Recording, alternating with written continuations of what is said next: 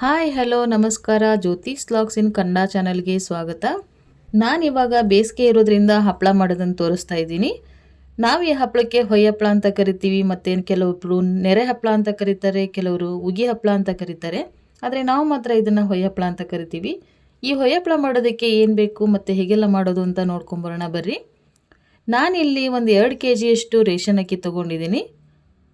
ಇದನ್ನು ಒಂದು 2ರಿಂದ 3 ಸಾರಿ ನೀರು ಹಾಕಿ ಚೆನ್ನಾಗಿ ವಾಶ್ ಮಾಡಿ ಮತ್ತೆ ಸ್ವಲ್ಪ ನೀರು ಹಾಕಿ ಒಂದು 3 ದಿನ ಈ ಅಕ್ಕಿನ ನಾನು ನೆನೆಸಿಟ್ಟಿದ್ದೆ. ನಾನಿವಾಗ ನೆನೆಸಿಟ್ಟಿರೋ ಅಕ್ಕಿನ ನೋಡ್ತಾ ಇದ್ದೀನಿ. ನೋಡಿ, ಪ್ಲೇಟ್ ತೆಗಿತಾ ಇದ್ದಾಗೇ ಹುಳಿ ಸ್ಮೆಲ್ ಬರುತ್ತೆ. ನೀವು ಅಕ್ಕಿ ಸಂಡಿಗೆ ಮಾಡುವಾಗ ಅಕ್ಕಿನ ನೆನೆಸಿಟ್ಟಾಗ ಹುಳಿಯಾಗಿ ಸ್ಮೆಲ್ ಬರುತ್ತಲ್ಲ, ಅದೇ ರೀತಿ ವಾಸನೆ ಇರುತ್ತೆ. ನೋಡಿ, ನಾನಿಲ್ಲಿ ಒಂದು ಅಕ್ಕಿನ ತೊಗೊಂಡು ಈ ರೀತಿ ಕೈಯಲ್ಲಿ ಪ್ರೆಸ್ ಮಾಡಿ ನೋಡಿದರೆ ಎಷ್ಟು ಚೆನ್ನಾಗಿ ಹಿಟ್ಟಾಗ್ತಾ ಇದೆ ನೋಡಿ. ಇವಾಗ ಈ ಅಕ್ಕಿನ ರುಬ್ಕೊಂಬರೋಣ. ನಾನಿಲ್ಲಿ ಒಂದು ಮಿಕ್ಸಿ ಜಾರ್ಗೆ ಸ್ವಲ್ಪನೇ ಅಕ್ಕಿ ಹಾಕ್ತಾ ರುಬ್ತಾ ಇದ್ದೀನಿ. ಈ ಹಪ್ಪಳದ ಅಕ್ಕಿನ ರುಬ್ಬೋ ಕಲ್ಲಲ್ಲಿ ಅಥವಾ ಗ್ರೈಂಡರಲ್ಲಿ ರುಬ್ಬಿದರೆ ಇನ್ನೂ ಚೆನ್ನಾಗಿರುತ್ತೆ. ನೋಡಿ, ನಮಗೆ ಇಲ್ಲಿ ತುಂಬ ಗಟ್ಟಿ ಬೇಕು ಅಂತ ಏನಿಲ್ಲ, ಸ್ವಲ್ಪ ನೀರು ಹಾಕ್ತಾ ಹಾಕ್ತಾ ಇಷ್ಟು ತೆಳುವಾಗಿ ರುಬ್ಬಿದರೆ ಆಯಿತು. ಈ ಹಿಟ್ಟನ್ನು ಎಷ್ಟಾಗುತ್ತೋ ಅಷ್ಟು ಸಣ್ಣದಾಗಿ ರುಬ್ಬಿ ನೋಡಿ, ಇವಾಗ ತೋರಿಸ್ತಾ ಇದ್ದೀನಿ. ಇಷ್ಟು ಸಣ್ಣ ಆದರೆ ಸಾಕು. ನೋಡಿ, ಇದೇ ರೀತಿ ಎಲ್ಲ ಅಕ್ಕಿನೂ ರುಬ್ಕೊತಾ ಇದ್ದೀನಿ. ಮತ್ತು ಈ ಹಿಟ್ಟನ್ನು ರಾತ್ರಿ ಹಪ್ಪಳ ಮಾಡ್ತೀವಿ ಅಂದರೆ ಬೆಳಗ್ಗೆ ರುಬ್ಬಿಡಿ, ಅಥವಾ ಬೆಳಗ್ಗೆ ಮಾಡ್ತೀವಿ ಅಂದರೆ ನೈಟ್ ರುಬ್ಬಿಟ್ರೆ ಸಾಕು. ಇವಾಗ ನಾನು ಎಲ್ಲನೂ ರುಬ್ಬಿದ್ದೀನಿ. ಇವಾಗ ಇದನ್ನು ಒಂದು 7ರಿಂದ 8 ಗಂಟೆ ನೆನೆಯಕ್ಕೆ ಬಿಡ್ತಾ ಇದ್ದೀನಿ. ನಾನು ಈ ಹಿಟ್ಟನ್ನು ರಾತ್ರಿಯೇ ರುಬ್ಬಿಟ್ಟಿದ್ದೆ. ಇವಾಗ ಈ ಹಿಟ್ಟನ್ನು ಒಂದು ಸರಿ ಚೆನ್ನಾಗಿ ಮಿಕ್ಸ್ ಮಾಡ್ಕೊಳ್ಳಿ, ಯಾಕೆಂದರೆ ಕೆಳಗಡೆ ಗಟ್ಟಿಯಾಗಿ ಕೂತಿರುತ್ತೆ. ಅದಕ್ಕೆ ಮಸಾಲೆ ಮಾಡಬೇಕು. ಆ ಮಸಾಲೆಗೆ ಏನೇನು ಬೇಕು ಅಂತ ನೋಡ್ಕೊಂಬರೋಣ. ಜೀರಿಗೆ, ಕೊತ್ತಂಬರಿ ಕಾಳು, ಉದ್ದಿನಬೇಳೆ ತೊಗೊಂಡಿದ್ದೀನಿ, ಸ್ವಲ್ಪ ಮಾತ್ರ ತೊಗೊಳ್ಳಿ. ಖಾರದ ಪುಡಿ, ನಾನಿಲ್ಲಿ ಬೆಳ್ಳುಳ್ಳಿನ ಬಿಡಿಸಿಟ್ಟಿದ್ದೀನಿ. ಜವಾರಿ ಬೆಳ್ಳುಳ್ಳಿ ಆದರೆ ಬಿಡಿಸೋ ಅವಶ್ಯಕತೆ ಇಲ್ಲ. ಸ್ವಲ್ಪ ಕರಿಬೇವು. ಇವಾಗ ಬಿಡಿಸಿಟ್ಟಿರೋ ಬೆಳ್ಳುಳ್ಳಿನ ಮತ್ತು ಕರಿಬೇವನ್ನು ಸೇರಿಸಿ ರುಬ್ತಾ ಇದ್ದೀನಿ. ಜಾಸ್ತಿ ಕರಿಬೇವು ಹಾಕೋಕ್ಕೆ ಹೋಗಬೇಡಿ, ಜಾಸ್ತಿ ಹಾಕಿದರೆ ಹಪ್ಪಳ ಕ್ರಿಸ್ಪಿ ಆಗೋದಿಲ್ಲ, ಗಟ್ಟಿಯಾಗಿಬಿಡುತ್ತೆ. ಇವಾಗ ಇದನ್ನು ಸ್ಮೂತಾಗಿ ರುಬ್ಕೊಂಬರೋಣ. ಸಾಧ್ಯ ಆದಷ್ಟು ಇದನ್ನು ಸ್ಮೂತಾಗಿ ರುಬ್ಬಿ ನೋಡಿ, ತೋರಿಸ್ತಾ ಇದ್ದೀನಿ. ಈ ರೀತಿಯಾಗಿದೆ. ಇವಾಗ ಇದನ್ನು ಒಂದು ಪಾತ್ರೆಗೆ ತೆಗೆದು ಇದೇ ಮಿಕ್ಸಿ ಜಾರ್ಗೆ ನಾನು ಖಾರದ ಪುಡಿ ಹಾಕ್ತಾ ಇದ್ದೀನಿ. ನಿಮಗೆ ಎಷ್ಟು ಬೇಕೋ ಅಷ್ಟು ಖಾರನ ಹಾಕ್ಕೊಳ್ಳಿ. ಅಂದರೆ ಖಾರ ನಿಮಗೆ ಹೆಚ್ಚು ಬೇಕಿದ್ರೆ ಹೆಚ್ಚು ಹಾಕ್ಕೊಳ್ಳಿ, ಕಡಿಮೆ ಆದರೆ ಸ್ವಲ್ಪ ಹಾಕಿದರೂ ಆಯಿತು. ನಾನಿವಾಗ ಇದಕ್ಕೆ ಉಪ್ಪು ಹಾಕ್ತಾಯಿದ್ದೀನಿ. ಸ್ವಲ್ಪ ನೀರು ಸೇರಿಸಿ ಪೇಸ್ಟ್ ರೆಡಿ ಮಾಡ್ತಾಯಿದ್ದೀನಿ. ನೋಡಿ, ಇಷ್ಟಾದರೆ ಸಾಕು. ಹಪ್ಪಳಕ್ಕೆ ಮಸಾಲೆ ಪೌಡರ್ ಮಾಡೋದಕ್ಕೆ 1 ಗ್ಲಾಸು ಕೊತ್ತಂಬರಿ ಕಾಳು ಹಾಕ್ತಾಯಿದ್ದೀನಿ. ಇದನ್ನು ಹುರಿಯೋ ಅವಶ್ಯಕತೆ ಇಲ್ಲ, ಹಾಗೆ ಹಾಕಿದರೆ ಆಯಿತು. ಮತ್ತು ಸ್ವಲ್ಪ ಜೀರಿಗೆ ಹಾಕ್ತಾಯಿದ್ದೀನಿ, ಸ್ವಲ್ಪ ಉದ್ದಿನಬೇಳೆ ಹಾಕ್ತಾಯಿದ್ದೀನಿ. ಇವನ್ನೆಲ್ಲ ಸ್ವಲ್ಪ ಒಂದು 2ರಿಂದ 3 ಗಂಟೆ ಕಾಲ ಬಿಸಿಲಿಗೆ ಒಣಗಿಸಿ ಹಾಕೋದ್ರಿಂದ ಪುಡಿ ಚೆನ್ನಾಗಾಗುತ್ತೆ. ಹುರಿದ್ರೆ ಟೇಸ್ಟ್ ಹೋಗುತ್ತೆ, ಹುರಿಯೋದು ಬೇಡ. ನೋಡಿ, ಇಷ್ಟು ಸಣ್ಣ ಆದರೆ ಆಯಿತು. ನಾನಿವಾಗ ಈ ಮಸಾಲೆ ಎಲ್ಲ ಸೇರಿಸಿ ಹಪ್ಪಳದ ಹಿಟ್ಟು ಮಿಕ್ಸ್ ಮಾಡ್ತೀನಿ. ಮೊದಲಿಗೆ ಮಾಡಿಟ್ಟಿರೋ ಪುಡಿನ ಸೇರಿಸ್ತಾ ಇದ್ದೀನಿ. ಹಾಗೆ ಬೆಳ್ಳುಳ್ಳಿ ಕರಿಬೇವಿನ ಪೇಸ್ಟ್ ಸೇರಿಸಿ ಎಲ್ಲ ಚೆನ್ನಾಗಿ ಮಿಕ್ಸ್ ಮಾಡ್ಕೊಳ್ಳಿ. ಮಸಾಲೆ ಪೌಡರು ಪೇಸ್ಟು ಎಲ್ಲ ಹಿಟ್ಟಿಗೆ ಹೊಂದ್ಕೋಬೇಕು. ಹಾಗೆ ಈ ಹಿಟ್ಟು ತುಂಬ ತೆಳುವಾಗೂ ಇರಬಾರ್ದು ಮತ್ತು ತುಂಬ ಗಟ್ಟಿಯಾಗೂ ಇರಬಾರ್ದು. ನೀವು ದೋಸೆ ಮಾಡ್ತೀರಲ್ಲ, ಆ ದೋಸೆ ಹಿಟ್ಟಿಗಿಂತ ಸ್ವಲ್ಪ ಗಟ್ಟಿ ಇದ್ದರೆ ಆಯಿತು. ನಾನಿಲ್ಲಿ ಸ್ವಲ್ಪ ಹಿಟ್ಟನ್ನು ಬೇರೆ ಪಾತ್ರೆಗೆ ಹಾಕಿ ಎತ್ತಿಡ್ತೀನಿ, ಸ್ವಲ್ಪ ಮಾತ್ರ. ಉಳಿದಿರೋ ಹಿಟ್ಟಿಗೆ ಮಾಡಿಟ್ಟಿರೋ ಖಾರದ ಪೇಸ್ಟ್ ಸೇರಿಸ್ತಾ ಇದ್ದೀನಿ. ಆದಷ್ಟು ಈ ಖಾರದ ಪುಡಿ ಹೊಸದಾಗಿದ್ದರೆ ಚೆನ್ನಾಗಿರುತ್ತೆ. ಅಂದರೆ ಹೊಸ ಖಾರ ಹಾಕೋದ್ರಿಂದ ಹಪ್ಪಳದ ಕಲರ್ ಮತ್ತು ಟೇಸ್ಟು ಎರಡೂ ಚೆನ್ನಾಗಿ ಬರುತ್ತೆ. ನೋಡಿ, ಈ ರೀತಿ ಚೆನ್ನಾಗಿ ಎಲ್ಲನೂ ಮಿಕ್ಸ್ ಮಾಡ್ಕೊಳ್ಳಿ. ಖಾರ ಕಡಿಮೆ ಅನಿಸಿದ್ರೆ ಮತ್ತೆ ಸ್ವಲ್ಪ ಸೇರಿಸಿ ಮಿಕ್ಸ್ ಮಾಡ್ಬೋದು. ನೋಡಿ, ಈ ರೀತಿ ಮಿಕ್ಸ್ ಆಗಿದ್ದಾಗಿದೆ.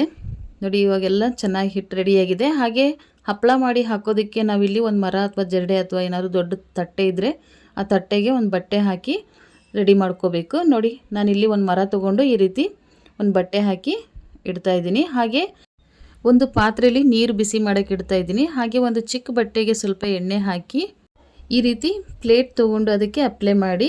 ಈ ಪ್ಲೇಟು ಪಾತ್ರೆ ಸೈಜಿಗೆ ಸರಿಯಾಗಿರಬೇಕು. ನೋಡಿ, ಒಂದು ಮೀಡಿಯಮ್ ಸೈಜ್ ಸ್ಪೂನಿಂದ ನಾನು 1 ಸ್ಪೂನ್ ಹಿಟ್ಟು ಹಾಕಿ ಈ ರೀತಿ ಹಪ್ಪಳನ ತಿರುಗಿಸ್ತಾ ಇದ್ದೀನಿ. ನೋಡಿ, ಈ ರೀತಿ ಪ್ಲೇಟ್ನ ತಿರುಗಿಸ್ತಾ ಹಿಟ್ಟನ್ನೆಲ್ಲ ಸ್ಪ್ರೆಡ್ ಮಾಡಿದರೆ ಆಯಿತು. ನೋಡಿ, ಇವಾಗಿದು ಹಪ್ಪಳ ರೆಡಿಯಾಗಿದೆ. ಪ್ಲೇಟಲ್ಲಿ ಹಿಟ್ಟು ಒಂದೇ ಸಮನಾಗಿರಬೇಕು. ಒಂದು ಕಡೆ ದಪ್ಪ ಒಂದು ಕಡೆ ತೆಳುವಾದರೆ ಹಪ್ಪಳ ಅಷ್ಟು ಚೆನ್ನಾಗಿ ಬರೋದಿಲ್ಲ. ಇವಾಗ ನಾನಿಲ್ಲಿ ನೀರು ಕಾಯಕ್ಕೆ ಇಟ್ಟಿದ್ನೆಲ್ಲ, ನೀರು ಕುದೀತಾ ಇದೆ ನೋಡ್ಬೋದು. ಇವಾಗ ಮಾಡಿಟ್ಟಿರೋ ಪ್ಲೇಟನ್ನು ಈ ರೀತಿ ಇಟ್ಟು ಸ್ವಲ್ಪ ಮೇಲ್ಗಡೆ ಸೈಡಿಂದ ಈ ರೀತಿ ಡ್ರೈ ಆಗ್ತಾ ಬರುತ್ತೆ. ನೋಡಿ, ಇವಾಗ ಇದು ಡ್ರೈ ಆಗ್ತಾ ಇದೆ. ಇವಾಗ ಇದನ್ನು ಈ ರೀತಿ ಟರ್ನ್ ಮಾಡಿ ಮತ್ತೊಂದು ಸೈಡು ಬೇಯಿಸಿದರೆ ಆಯಿತು. ನೋಡಿ, ಒಂದು ಹಪ್ಪಳ ಬೇಯಲಿಕ್ಕೆ ಒಂದು 30-35 ಸೆಕೆಂಡ್ ತೊಗೊಳುತ್ತೆ ಅಷ್ಟೇ. ನೋಡಿ, ಇವಾಗ ಇದು ಹಪ್ಪಳ ರೆಡಿಯಾಗಿದೆ. ಹಾಗೆ ನಾನು ಒಂದು ತಟ್ಟೆಯಲ್ಲಿ ಸೈಡಲ್ಲಿ ನೀರು ಹಾಕಿ ಇಟ್ಕೊಂಡಿದ್ದೆ. ಆ ತಟ್ಟೆಯಲ್ಲಿ ಈ ಪ್ಲೇಟ್ನ ಇಡ್ತಾ ಇದ್ದೀನಿ. ಒಂದು 2 ಸೆಕೆಂಡ್ಸ್ ಇಟ್ಟರೆ ಆಯಿತು ಅಷ್ಟೇ. ಒಂದು ಸ್ಪೂನ್ ಅಥವಾ ಒಂದು ಸೂಜಿ ಸಹಾಯದಿಂದ ಈ ರೀತಿ ಎಡ್ಜನ್ನು ಮಾತ್ರ ಸ್ವಲ್ಪ ಬಿಡಿಸ್ಕೊಂಡ್ರೆ ಆಯಿತು. ನೋಡಿ, ಇವಾಗ ಕೈಯಲ್ಲೇ ಹಪ್ಪಳ ತೆಗಿತಾ ಇದ್ದೀನಿ. ಎಷ್ಟು ಚೆನ್ನಾಗಿ ಬಂದಿದೆ ನೋಡಿ, ಎಷ್ಟು ಈಸಿಯಾಗಿ ಬರ್ತಾ ಇದೆ. ಹಾಗೆ ಹಪ್ಪಳನೂ ದಪ್ಪನೂ ಇಲ್ಲ ಮತ್ತು ತೆಳುವಾಗೂ ಇಲ್ಲ, ಸರಿಯಾದ ಅಳತೆಯಲ್ಲಿ ಬಂದಿದೆ. ನಾನಿವಾಗ ಒಂದು ಮರಕ್ಕೆ ಬಟ್ಟೆ ಹಾಕಿಟ್ಟಿದ್ದೆನಲ್ಲ, ಆ ಬಟ್ಟೆ ಮೇಲೆ ಈ ಹಪ್ಪಳನ ಹಾಕ್ತಾ ಇದ್ದೀನಿ. ನೋಡಿ, ಪ್ಲೇಟ್ಗೂ ಸಹಿತ ಹಪ್ಪಳ ಎಲ್ಲೂ ಹತ್ತಿಲ್ಲ. ನೋಡಿ, ಒಂದು ಒಣ ಬಟ್ಟೆ ತೊಗೊಂಡು ಈ ರೀತಿ ಕ್ಲೀನಾಗಿ ಒರೆಸಿದ್ರೆ ಆಯಿತು. ಹಾಗೆ ನಾವು ಇಲ್ಲಿ ಮತ್ತೆ ಎಣ್ಣೆ ಹಚ್ಚೋ ಅವಶ್ಯಕತೆ ಇಲ್ಲ. ನೋಡಿ, ಮತ್ತೆ ಒಂದು ಸ್ಪೂನ್ ಹಿಟ್ಟು ಹಾಕಿ ಈ ರೀತಿ ತಿರುಗಿಸ್ತಾ ಇದ್ದೀನಿ. ಈ ರೀತಿ ಹಪ್ಪಳ ಮಾಡೋದಕ್ಕೆ ಒಬ್ಬರಾದರೆ ಸಾಕು, ಹಪ್ಪಳನ ಆರಾಮಾಗಿ ಈಸಿಯಾಗಿ ಮಾಡ್ಬೋದು. ನೋಡಿ, ಈ ಹಪ್ಪಳನೂ ರೆಡಿಯಾಗಿದೆ. ನೀವು ಪ್ರತಿ ಹಪ್ಪಳಕ್ಕೂ ಟೈಮನ್ನು ನೋಡಬೇಕಂತ ಏನಿಲ್ಲ. ಒಂದು ಪಾತ್ರೆಗೆ ಈ ರೀತಿ 2 ಪ್ಲೇಟನ್ನು ತೊಗೊಂಡು ಒಂದು ಪ್ಲೇಟನ್ನು ತಿರುಗಿಸಿ ಇಟ್ಕೊಳ್ಳೋಷ್ಟರಲ್ಲಿ ಮತ್ತೊಂದು ಪ್ಲೇಟು ಬೆಂದಿರುತ್ತೆ. ನೋಡಿ, ಇವಾಗ ಈ ಹಪ್ಪಳನೂ ತೆಗೆದು ತೋರಿಸ್ತಾ ಇದ್ದೀನಿ. ಎಷ್ಟು ಚೆನ್ನಾಗಿ ಬಂದಿದೆ ಹಪ್ಪಳ. ಈ ರೀತಿ ಪಾತ್ರೆಯಲ್ಲೇ ನಾನು ಹಪ್ಪಳ ಮಾಡ್ತೀನಿ ಅಂದರೆ ಒಬ್ಬರೇ ಸಾಕು, ಒಬ್ಬರೇ ಈ ಹಪ್ಪಳನ ಮಾಡ್ಬೋದು. ಇಲ್ಲ ನನಗೆ ಲೇಟ್ ಆಗುತ್ತೆ, ಸ್ವಲ್ಪ ಏನಾದರೂ ಸ್ಟ್ಯಾಂಡಲ್ಲಿ ಜಾಸ್ತಿ ಹಪ್ಪಳ ಒಮ್ಮೆ ಜಾಸ್ತಿ ಬೇಯಬೇಕು, ಜಾಸ್ತಿ ಮಾಡಬೇಕು ಅಂದರೆ ಸ್ಟ್ಯಾಂಡಲ್ಲಿ ಮಾಡ್ಬೋದು. ಅದು ಹೇಗೆ ಅಂತ ನಾನು ನೆಕ್ಸ್ಟ್ ತೋರಿಸ್ತೀನಿ. ನೋಡಿ, ಇವಾಗ ಈ ಹಪ್ಪಳನೂ ನಾನು ಬಟ್ಟೆ ಹಾಕಿರೋ ಮರಕ್ಕೆ ಹಾಕ್ತಾಯಿದ್ದೀನಿ. ಒಂದ್ರ ಮೇಲೆ ಒಂದು ಹಪ್ಪಳ ಹಾಕಿದರೆ ಏನು ತೊಂದರೆ ಇಲ್ಲ, ಆದರೆ ಹಪ್ಪಳ ಮಡಿಸ್ದೇ ಇರೋ ಹಾಗೆ ನೀಟಾಗಿ ಹಾಕಿದರೆ ಆಯಿತು. ನೋಡಿ, ಇವಾಗ ನಾನು ಬಿಳಿ ಹಪ್ಪಳ ಮಾಡೋದನ್ನು ತೋರಿಸ್ತೀನಿ. ಆವಾಗಲೇ ನಾನು ಖಾರ ಹಾಕ್ದೇ ಸ್ವಲ್ಪ ಹಿಟ್ಟನ್ನು ಎತ್ತಿಟ್ಟಿದ್ದೆ. ಆ ಹಿಟ್ಟನ್ನು ಬಳಸಿ ಬಿಳಿ ಹಪ್ಪಳ ಮಾಡೋದನ್ನು ತೋರಿಸ್ತೀನಿ. ನೋಡಿ, ಅಷ್ಟೇ ಪ್ರಮಾಣದಲ್ಲಿ ಹಿಟ್ಟು ಹಾಕಿ ಈ ರೀತಿ ತಿರುಗಿಸಿ ಹಪ್ಪಳ ಮಾಡಿದರೆ ಆಯಿತು. ಮತ್ತು ನೀವು ಖಾರ ಬೇಡ, ನಮಗೆ ಸಪ್ಪೆ ಹಪ್ಪಳನೇ ನಡೆಯುತ್ತೆ ಅನ್ನೋರು ಮಸಾಲೆ ಅಂತೂ ಎಲ್ಲನೂ ಮಿಕ್ಸ್ ಮಾಡಿರ್ತೀವಿ, ಖಾರ ಹಾಕ್ದೇ ಈ ರೀತಿ ಬಿಳಿ ಹಪ್ಪಳನ ಮಾಡ್ಬೋದು. ಮತ್ತು ನಾವು ಈ ಬಿಳಿ ಹಪ್ಪಳನ ಬಿಸಿ ಇರೋವಾಗ ನಾಷ್ಟಕ್ಕೂ ಸಹಿತ ಯೂಸ್ ಮಾಡ್ತೀವಿ. ಈ ಹಪ್ಪಳದ ಜೊತೆಗೆ ಸ್ವಲ್ಪ ಕೊಬ್ಬರಿ ಚಟ್ನಿನ ಮಾಡಿ ನೆನೆಸ್ಕೊಂಡು ತಿಂದರೆ ಬೆಳಗ್ಗೆ ನಾಷ್ಟಕ್ಕೂ ಆಗುತ್ತೆ. ನೋಡಿ, ಇವಾಗ ಈ ಹಪ್ಪಳನ ತೆಗೆದು ತೋರಿಸ್ತಾ ಇದ್ದೀನಿ. ಸ್ವಲ್ಪನೂ ಹರಿತಾ ಇಲ್ಲ, ಎಷ್ಟು ನೀಟಾಗಿ ಬಂದಿದೆ ನೋಡಿ. ನಿಮಗೆ ಈ ರೀತಿ ಒಂದೊಂದೇ ಹಪ್ಪಳ ಮಾಡೋದು ಲೇಟ್ ಆಗುತ್ತೆ, ಬೇಗ ಬೇಗ ಆಗಬೇಕು ಅಂದರೆ ಹಪ್ಪಳದ ಸ್ಟ್ಯಾಂಡ್ ಯೂಸ್ ಮಾಡಿ ಹಪ್ಪಳನ ಮಾಡ್ಬೋದು. ನೋಡಿ, ಇದನ್ನು ನಾವು ಹಪ್ಪಳ ಮಾಡೋಕ್ಕೆ ಅಂತಲೇ ಮಾಡಿಸಿರ್ತೀವಿ. ನಿಮ್ಮ ಕಡೆ ಇದು ಈ ಸ್ಟ್ಯಾಂಡ್ ಇರಲಿಲ್ಲ ಅಂದರೆ ತಟ್ಟೆ ಇಡ್ಲಿದು ಸ್ಟ್ಯಾಂಡ್ ಮತ್ತು ಪ್ಲೇಟ್ನ ಯೂಸ್ ಮಾಡಿ ಹಪ್ಪಳ ಮಾಡ್ಬೋದು. ನಾನಿಲ್ಲಿ ಒಂದು ದೊಡ್ಡ ಪಾತ್ರೆ ಇಟ್ಟು ಅದಕ್ಕೆ ನೀರು ಸೇರಿಸ್ತಾ ಇದ್ದೀನಿ. ನೀರು ಎಷ್ಟು ಹಾಕಬೇಕು ಅಂದರೆ, ನಾವು ಸ್ಟ್ಯಾಂಡ್ ಇಡ್ತೀವಲ್ವ, ಕೆಳಗಡೆ ತಟ್ಟೆಗೆ ನೀರು ಟಚ್ ಆಗಬಾರ್ದು, ಅದಕ್ಕಿಂತ ಸ್ವಲ್ಪ ಕೆಳಗಿದ್ರೆ ಆಯಿತು.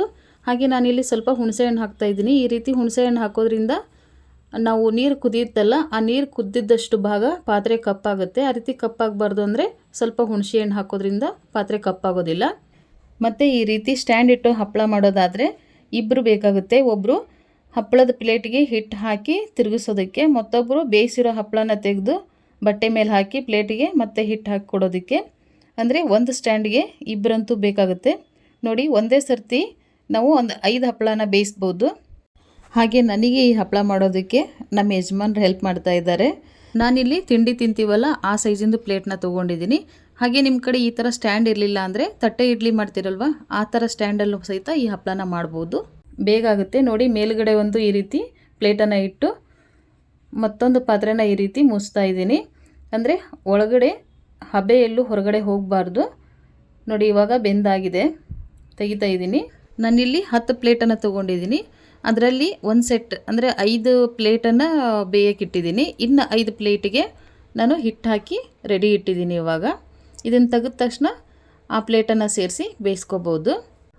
ಇದೇನಿದು ಹಪ್ಪಳದ ಮೇಲೆ ಸಾಬುದಾನಿ ಹಾಕ್ತಾ ಇದ್ದಾರೆ ಅನ್ಕೊತೀರಾ? ಅದೇನೆಂದರೆ, ಈ ಹಪ್ಪಳನ ಮದುವೆ ಸೀಸನಲ್ಲಿ ತುಂಬ ಮಾಡ್ತಾಯಿದ್ರು. ಮತ್ತು ಹೆಣ್ಣಿನ ಮನೆಯವರು ಬಳಗದ ಸಾಮಾನು ಅಂತ ಹುಡುಗಿಗೆ ಪಾತ್ರೆ ಎಲ್ಲ ಕೊಡ್ತಾಯಿದ್ರಲ್ಲ, ಆ ಪಾತ್ರೆ ಜೊತೆಗೆ ಈ ರೀತಿ ಹಪ್ಪಳ ಮಾಡಿ ಹಪ್ಪಳದ ಮೇಲೆ ಹುಡುಗ ಮತ್ತು ಹುಡುಗಿ ಹೆಸರನ್ನ ಈ ರೀತಿ ಸಾಬುದಾನಿ ಅಕ್ಕಿ ಬಳಸಿ ಬರಿತಾ ಇದ್ವಿ. ಇವಾಗಲ್ಲ, ಇವಾಗ ಸ್ವಲ್ಪ ಬದಲಾಗಿದೆ. ಈ ರೀತಿ ಹುಡುಗ ಹುಡುಗಿ ಹೆಸರು ಬರೆದು ಬಾಂಡೆ ಸಾಮಾನು ಜೊತೆಗೆ ಕೊಡ್ತಾಯಿದ್ರು. ಇವಾಗ ಇಷ್ಟು ಪೇಷನ್ಸು ಇಲ್ಲ ಮತ್ತು ಟೈಮೂ ಇಲ್ಲ. ಹಾಗೆ ನಿಮಗೆ ಇದನ್ನು ತೋರಿಸ್ಬೇಕು ಅಂತ ಅನ್ನಿಸ್ತು, ಅದಕ್ಕೆ ನಾನು ಹುಡುಗ ಹುಡುಗಿ ಹೆಸರು ಬರ್ತಾ ಇಲ್ಲ, ಲೈಕ್ ಅಂತ ಬರೆದಿದ್ದೀನಿ. ಲೈಕ್, ಶೇರ್ ಮತ್ತು ಸಬ್ಸ್ಕ್ರೈಬ್ ಅಂತ ಬರೆದು ತೋರಿಸ್ತಾ ಇದ್ದೀನಿ ಅಷ್ಟೇ. ನಿಮಗಿದು ಇಷ್ಟ ಆಗಿದೆ ಅಂತ ಅಂದ್ಕೊತೀನಿ. ಹಾಗೆ ಸದ್ಯದಲ್ಲೇ ಯಾವುದಾದ್ರು ಮದುವೆ ಇದ್ದರೆ ನೀವು ಸಹಿತ ಟ್ರೈ ಮಾಡಿ ನೋಡಿ, ಚೆನ್ನಾಗಿರುತ್ತೆ. ಮತ್ತು ನಾವು ಇದೇ ಹಪ್ಪಳಕ್ಕೆ ಈ ರೀತಿ ಚಿಕ್ಕದಾಗಿ ಕಟ್ ಮಾಡಿಟ್ಟಿರೋ ಈರುಳ್ಳಿ, ಕರಿಬೇವು ಮತ್ತು ಕೊತ್ತಂಬರಿನ ಸೇರಿಸಿ ಸಂಜೆ ಟೀ ಜೊತೆ ತಿನ್ನಲಿಕ್ಕೆ ಹಪ್ಪಳ ಮಾಡ್ಕೊತಾ ಇದ್ವಿ. ಅದು ಹೇಗೆ ಅಂತ ತೋರಿಸ್ತೀನಿ ನೋಡಿ. ಈ ರೀತಿ ಚಿಕ್ಕದಾಗಿ ಕಟ್ ಮಾಡಿಟ್ಟಿರೋ ಕೊತ್ತಂಬರಿ, ಕರಿಬೇವು, ಈರುಳ್ಳಿನ ಹಪ್ಪಳನ ತಿರುಗಿಸಿಟ್ಟಿರೋ ಪ್ಲೇಟಿಗೆ ಈ ರೀತಿ ಹಾಕಿ ಬೇಯಿಸಿದರೆ ಆಯಿತು. ತುಂಬ ಚೆನ್ನಾಗಿರುತ್ತೆ. ಮತ್ತು ನಾವು ಈ ಹಪ್ಪಳನ ಮಾರ್ಚ್ ತಿಂಗಳಿಂದ ಸ್ಟಾರ್ಟ್ ಮಾಡ್ತೀವಿ. ಅಂದರೆ ಶಿವರಾತ್ರಿ ಹಬ್ಬ ಬರುತ್ತೆ. ಶಿವರಾತ್ರಿ ಹಬ್ಬ ಬಂತು ಅಂತಂದರೆ ಶಿವ ಅನ್ನುವಷ್ಟು ಬಿಸಿಲು ಕೂಡ ಸ್ಟಾರ್ಟ್ ಆಗುತ್ತೆ. ಆವಾಗಲೇ ನಾನು ಹೇಳಿದಾಗೆ ಬೇಸಿಗೆ ಆಗಿರೋದ್ರಿಂದ ಹೊಸದಾಗಿ ಖಾರದ ಪುಡಿನೂ ಸಹಿತ ರೆಡಿ ಮಾಡಿಸಿಟ್ಟಿರ್ತೀವಿ. ಬೇಸಿಗೆ ಆಗೋದ್ರಿಂದ ನೆನೆಸಿಟ್ಟಿರೋ ಅಕ್ಕಿ ಸಹಿತ ಚೆನ್ನಾಗಿ ನೆಂದು ಬರುತ್ತೆ. ಹಾಗೆ ಈ ಬಿಸಿಲಿಗೆ ಹಪ್ಪಳನೂ ಚೆನ್ನಾಗಿ ಒಣಗ್ತವೆ ಅಂತ ಇದೇ ಟೈಮಲ್ಲಿ ಮಾಡ್ತಾಯಿದ್ರು. ಹಾಗೆ ನಮಗೆ ಸ್ಕೂಲ್ ಕೂಡ ರಜೆ ಇರೋದು. ಅದೇ ಟೈಮಲ್ಲಿ ನಮ್ಮ ಅಕ್ಕಂದರು ಅಂದರೆ ದೊಡ್ಡಮ್ಮನ ಮಕ್ಕಳು, ಅತ್ತೆ ಮಕ್ಕಳು ಎಲ್ಲ ಸೇರ್ತಾಯಿದ್ವಿ. ನಮ್ಮನ್ನೆಲ್ಲ ಹಪ್ಪಳದ ಪ್ಲೇಟ್ ತಿರುಗಿಸ್ಕೊಳ್ಳೋಕ್ಕೆ ಅಂತ ಕರಿತಾಯಿದ್ರು ನಮ್ಮ ಮನೇಲಿ. ಮತ್ತು ಈ ಹಪ್ಪಳನ ರಾತ್ರಿ ಹೊತ್ತು ಜಾಸ್ತಿ ಮಾಡ್ತಾಯಿದ್ರು. ಯಾಕಂದರೆ ಡೇ ಟೈಮು ಬಿಸಿಲಿರೋದ್ರಿಂದ ಸೆಕೆ ಇರುತ್ತೆ. ರಾತ್ರಿ ಊಟ ಮಾಡಿ ಒಂದು 10 ಗಂಟೆಗೆಲ್ಲ ಶುರು ಮಾಡಿದರೆ ಬೆಳಗಿನ ಜಾವ 3 ಗಂಟೆ ಅಥವಾ 4 ಗಂಟೆವರೆಗೂ ಹಪ್ಪಳ ಮಾಡ್ತಾಯಿದ್ವಿ. ನಮಗೆ ನಿದ್ದೆನೂ ಬರ್ತಾ ಇರಲಿಲ್ಲ. ಯಾಕಂದರೆ 2 ಸ್ಟ್ಯಾಂಡ್ ಯೂಸ್ ಮಾಡಿ ಹಪ್ಪಳ ಮಾಡ್ತಾಯಿದ್ರು. ದೊಡ್ಡವರು ಒಂದು ಇಬ್ಬರು ಇದ್ದರೆ ನಾವೇ ಒಂದು 4 ರಿಂದ 5 ಜನ ಆಗಿಬಿಡ್ತಾಯಿದ್ವಿ. ಹಾಗೆ ನಾವೆಲ್ಲ ಸೇರಿ ಒಗಟು ಹೇಳ್ತಾ, ಅಂತ್ಯಾಕ್ಷರಿ ಹೇಳ್ತಾ ಹಪ್ಪಳ ಮಾಡ್ತಾಯಿದ್ವಿ. ನಮಗೆ ನಿದ್ದೆನೂ ಬರ್ತಾ ಇರಲಿಲ್ಲ. ತುಂಬ ಮಜಾ ಇರೋದು. ರಾತ್ರಿ ಹೋಗಿ ಬೆಳಗ್ಗೆ ಹೇಗಾಗ್ತಿತ್ತು ಅಂತ ಅದು ಗೊತ್ತಾಗ್ತಿರಲಿಲ್ಲ. ಹಪ್ಪಳ ಮಾಡೋದು ಆಗಿರೋದು ನೋಡಿ. ನನಗೆ ಈ ಹಪ್ಪಳ ಮಾಡೋವಾಗ ಅದೆಲ್ಲ ನನಗೆ ನೆನಪಾಗ್ತಾಯಿದೆ. ಒಂಥರ ಇದು ನಮಗೆ ಸ್ವೀಟ್ ಮೆಮೊರಿ ಅಂತಲೇ ಹೇಳ್ಬೋದು. ನೋಡಿ, ಇವಾಗ ಈ ಸೆಟ್ನ ನಾನು ಈರುಳ್ಳಿ ಹಾಕಿದ್ದನಲ್ಲ ಅದನ್ನು ಸಹಿತ ಈ ರೀತಿ ಬೇಯಿಸಿ ತೆಗೆದಿದ್ದಾಗಿದೆ. ಇವಾಗ ಇದನ್ನು ತೆಗೆಯುವಾಗ ಸ್ವಲ್ಪ ಎಣ್ಣೆ ಹಾಕಿ ಈ ರೀತಿ ಮಡಚಿ ಸಂಜೆ ಬಿಸಿ ಬಿಸಿ ಟೀ ಜೊತೆ ಬಿಸಿ ಬಿಸಿ ಹಪ್ಪಳ ತಿಂತಾಯಿದ್ರೆ ಸೂಪರಾಗಿರುತ್ತೆ. ನೀವು ಒಂದು ಸರಿ ಟ್ರೈ ಮಾಡಿ ಹೇಗೆ ಬಂತು ಅಂತ ಕಮೆಂಟ್ ಮಾಡೋದನ್ನು ಮರಿಬೇಡಿ. ಹಾಗೆ ಈ ಹಪ್ಪಳ ಮಾಡೋವಾಗ ಮಕ್ಕಳೇನಾದರೂ ಬಂದು ಹಪ್ಪಳ ಕೇಳಿದರೆ ನಮ್ಮ ಅಮ್ಮಂದರು ಈ ರೀತಿ ಹಪ್ಪಳನ ಸುತ್ತಿ ಕೊಡೋರು. ಆದಷ್ಟು ಈ ಹಪ್ಪಳ ನಮಗೆ ಹರಿದಿರೋದೇ ಸಿಗೋದು. ಯಾಕಂದರೆ ಹಪ್ಪಳ ಮಾಡೋವಾಗ ಅಲ್ಲೊಂದು ಇಲ್ಲೊಂದು ಹಪ್ಪಳ ಹರಿತಾ ಇತ್ತು.